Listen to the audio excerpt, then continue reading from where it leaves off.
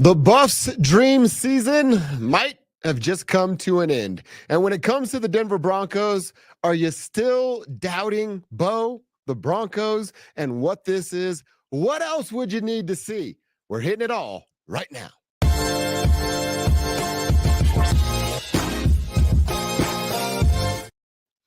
The Broncos, well, they've done something for the first time in 10 years.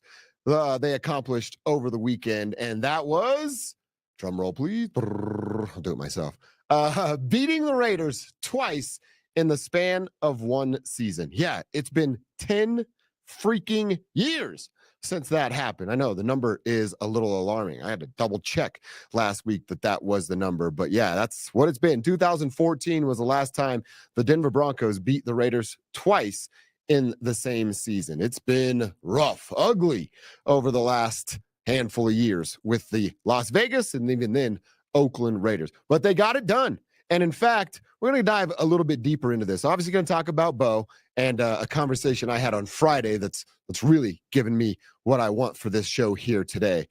But think about week 5, that matchup where the Broncos ended up winning by 16 points. And in that week 5 matchup, the Raiders had more total yards, so obviously more rushing yards, more passing yards, better on third down, more first downs, and controlled the time of possession. Denver won that game by 16 points. So let's go back to this week's game in week 12. Denver, again, didn't really get anything going until about the second half. Then in the second half, Bo Nix and Courtland Sutton, they found that connection, and they were outstanding in that second half. But now you look at this. The Broncos and Raiders have played 8 total quarters of football. Denver's really been the better team in 2 out of those 8 quarters, and they've won by 26 total points in the 2 games. That's a sign of a good team getting out of their way and on the other side of a rebuild. Yeah, you're supposed to beat bad teams, but you can even beat bad teams when you don't play your best. And that's what the Broncos have done in week 5 and in week 12 against the Las Vegas Raiders. The streak is over, Raiders fans. In fact, I think the Broncos are about to start a little streak of their own that you guys are going to have to address like we had to address out here in the Mile High City for all those years. So I love that about these Broncos. Again, that's a sign of a good team. You're not playing good football and you still find ways to get wins, and you do it by 26 total points in 2 different games. That's a huge sign that these Broncos are moving in the right direction, which if you don't know that at this point, I probably just got to stop wasting my breath on you. I was asked this question late last week, and it was when I made a prediction for the Broncos to beat the Raiders. I said 35-20. What was the final score? 29-19, I believe is what it was in Las Vegas there. So not too far off. And I was asked, oh, man, are you drinking the Broncos KoolAid? You're dang right I'm drinking the Broncos KoolAid. How are we not all drinking the Broncos KoolAid? Now, when they stub their toe and they have reason to be critical, well, then I'll be critical about them.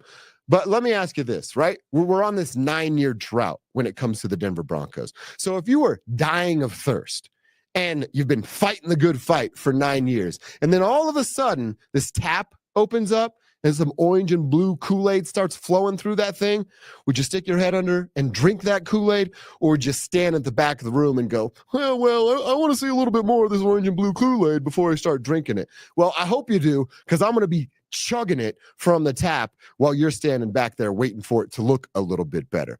I don't understand Broncos Country. What else do you need to see? We did the Bo conversation a week ago on this show. I'll do that again if you want.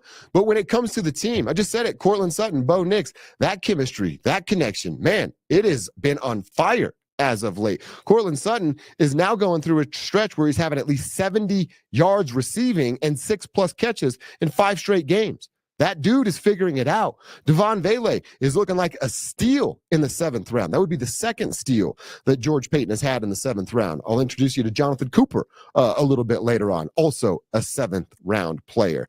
Again, I'm not picking the Broncos to go be playing in the Super Bowl by any means, but I am chugging the orange and blue KoolAid right now because I've been so dang desperate to taste anything that was delicious for 9 years. And now Bo Nix and these Broncos are giving that to me. So I ask you, doubters out there, what are you waiting on before you stick your head under that tap and start chugging some of that orange and blue Kool-Aid? You can still be critical when it's warranted, but why would you be critical right now? Take the last 3 weeks. Bo Nix has shared the field with Patrick Mahomes, Kirk Cousins, and then yesterday, I get it. The Raiders quarterback combo was not very good. But he's been the better quarterback for the better part of each of those games going over 3 straight weeks. So again, why aren't you drinking this Kool-Aid? Next year, when it's ice cold, well, I'll be chugging it then too, and you don't want to be left behind. So get on board, understand that it's still a little bit of a rebuild, and the Broncos are going to be just fine with Bo Nix and Sean Payton. The first sweep over the Raiders feels really, really good in 10 years. And they did it without a running game. That's something else we got to talk about with these Broncos. Absolutely no running game. Javonte Williams had the most carries and had -2 yards. Marvin Mims had a couple of carries and had -2 yards. Jaleel McLaughlin was the guy, only 7 carries and got to 43, 44, I think was the number to end the game. They have no running back.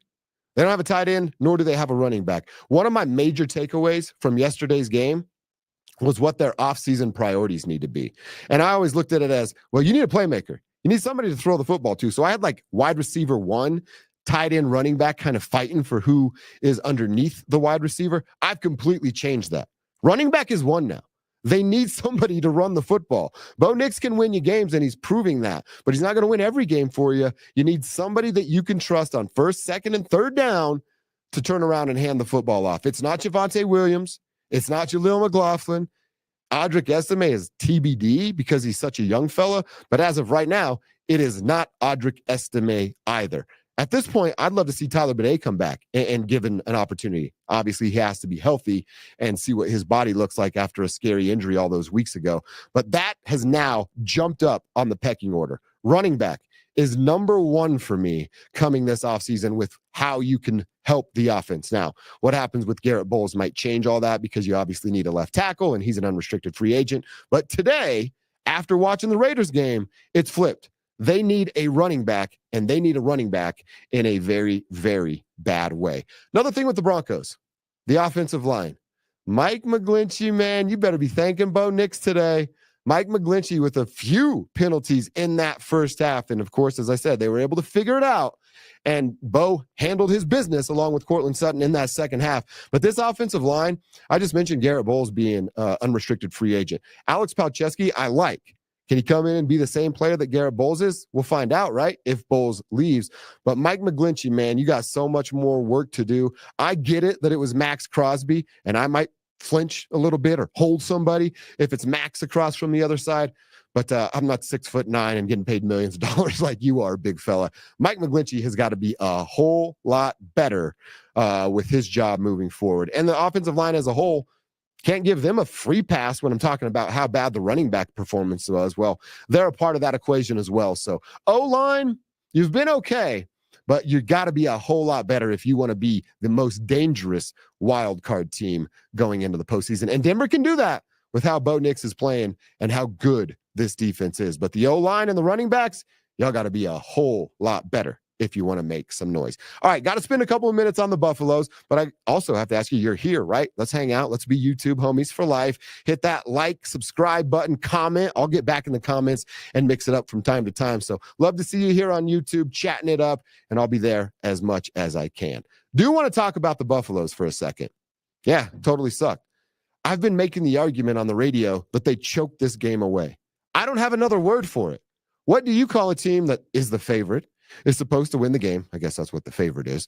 Although you're on the road, you have Shedeur Sanders, you have Travis Hunter, you have a big group of playmakers that are better than what the Kansas Jayhawks had on that side of the football. I get it was at their home field, but you choked that game away. You had a chance to be one of, if not the best college football story this year. Ohio State and Oregon are the big dogs and the powerhouses, but you're that little engine that could, and you absolutely blew it. What else is it if it's not a choke job? I'd love to know in the comments. I don't have another word for it. You're supposed to win that game. If we listed the top 10 players that shared the field on Saturday at Arrowhead, 9 of them would be Buffaloes. And then Devin Neal would show up, who still is running all over Colorado. So it's a choke job. I have no other word for it. I'd love for you to try to convince me otherwise in the comments, but I don't think you're going to be able to. What else do you call a game you're supposed to win, control your destiny, you're in the Big 12 championship, and can still go to the college football playoff, and you show up like that? It was a choke job by the Colorado Buffaloes. Now, I'm not down on it. It's still been a hell of a ride under Coach Prime and this current class of CU players, but I'm not making excuses for what happened on Saturday. They choked that game away. They'll be back, and they'll hopefully be in a position like this again where they're fighting for a Big 12 championship and a college football playoff. But as far as the 2024 Buffaloes go, they totally freaking blew it. This is Dover on Denver, and now I'm done.